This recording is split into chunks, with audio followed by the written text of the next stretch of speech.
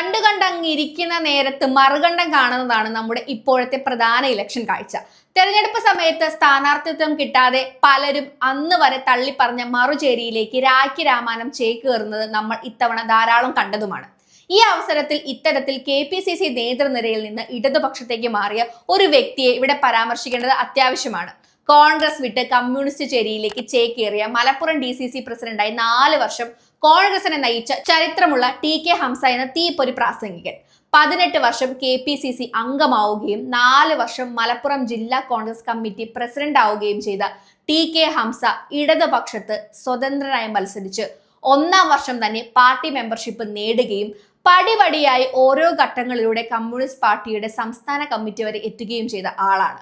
ഞാൻ എങ്ങനെ കമ്മ്യൂണിസ്റ്റ് ആയി എന്ന് തന്നെയാണ് TK ഹംസയുടെ ആത്മകഥയുടെ പേര്. കോൺഗ്രസ് നേതാവ് K കരുണാകരൻ അപമര്യാദയായി പെരുമാറിയതിലും അവഗണിച്ചതിലും മനം നൊന്താണ് TK ഹംസ തന്റെ തട്ടകമായ നിലമ്പൂരിൽ നിയമസഭാ തിരഞ്ഞെടുപ്പിൽ കോൺഗ്രസ് സ്ഥാനാർത്ഥിയായ ആര്യാടൻ മുഹമ്മദിനെതിരെ സ്വതന്ത്രനായി മത്സര രംഗത്ത് ഇറങ്ങിയത്.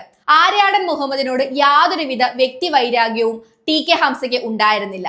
പക്ഷെ ഇടതുപക്ഷ മുന്നണിക്ക് ആര്യാടനോട് നല്ല വിരോധം തന്നെ ഉണ്ടായിരുന്നു. അതിലൊരു കാരണം കമ്മ്യൂണിസ്റ്റ് നേതാവായ കുഞ്ഞാലി കൊല്ലപ്പെട്ട കേസിൽ 1-ാം പ്രതിയായിരുന്നു ആര്യാടൻ മുഹമ്മദ് എന്നതായിരുന്നു. അതുമാത്രമല്ല, അടിയന്തരാവസ്ഥയ്ക്ക് ശേഷം ഇന്ദിരാഗാന്ധിയും കോൺഗ്രസും ദയനീയമായി പരാജയപ്പെട്ടപ്പോൾ അവിടെ നിന്ന് ചാടി ഇടതുപക്ഷ ജനാധിപത്യ മുന്നണി രൂപീകരിക്കുന്നതിൽ പങ്കുവഹിച്ച ആളായിരുന്നു ആര്യാടൻ മുഹമ്മദ്. തുടർന്ന് ഇടതു മുന്നണി അധികാരത്തിൽ വന്നപ്പോൾ അതിൽ MLA പോലും അല്ലാതിരുന്ന ആര്യാടനെ മന്ത്രിയുമാക്കിയിരുന്നു. അദ്ദേഹത്തിന് മന്ത്രിസ്ഥാനം ഉറപ്പിക്കുന്നതിന് വേണ്ടി 1981 നടന്ന ഉപതെരഞ്ഞെടുപ്പിൽ 19,800 വോട്ടിന്റെ ഭൂരിപക്ഷത്തിന് വിജയിപ്പിച്ചതിന്റെ പിന്നിലെ പ്രധാന ശക്തി കമ്മ്യൂണിസ്റ്റ് മാർക്സിസ്റ്റ് പാർട്ടിയായിരുന്നു. പക്ഷേ ഇന്ദിരാഗാന്ധി പ്രധാനമന്ത്രിയായി അധികാരത്തിൽ തിരിച്ചു വരികയും കോൺഗ്രസ് ഗ്രൂപ്പ് വീണ്ടും ശക്തി ആർജിക്കുകയും ചെയ്തപ്പോൾ ആര്യാടൻ തന്നെ മുൻകൈയെടുത്ത് ഇടതുപക്ഷ ജനാധിപത്യ ഗവൺമെന്റിനെ താഴെ ഇറക്കി തിരികെ കോൺഗ്രസിലേക്ക് പോയി.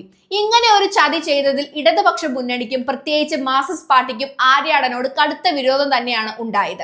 ഈ കാലത്ത് TK ഹംസയാണെങ്കിൽ അടിയന്തരാവസ്ഥയ്ക്ക് ശേഷം അടിയിൽ പോയ ഇന്ദിരാ കോൺഗ്രസിന്റെ തിരിച്ചുവരവിന് വേണ്ടിയുള്ള പോരാട്ടത്തിന് മലപ്പുറം ജില്ലയിൽ നേതൃത്വം കൊടുത്ത ജില്ലാ പ്രസിഡന്റുമായിരുന്നു. കൂട്ടത്തിൽ നിന്ന് ചതിച്ച ആര്യാടനോടുള്ള മാർക്സിസ്റ്റ് പാർട്ടിയുടെ വിരോധവും കോൺഗ്രസ് പ്രവർത്തകർക്ക് TK ഹംസയോടുള്ള അനുകമ്പയും കൂടി യോജിച്ചപ്പോൾ നിലമ്പൂർ മണ്ഡലത്തിൽ ഇടതു മുന്നണിയുടെ പിന്തുണയിൽ സ്വതന്ത്രനായി മത്സരിച്ച TK ഹംസ ആര്യാടൻ മുഹമ്മദിനെ തോൽപ്പിക്കുകയായിരുന്നു. അപ്പോൾ പറഞ്ഞു വരുന്നത് ഈ മറുകണ്ഠം ചാടലും കുതികാൽ വെട്ടും ഇന്നും ഇന്നലെയും തുടങ്ങിയതല്ല, അതിന് ഒരു ചരിത്രം തന്നെ ഉണ്ടെന്നാണ്.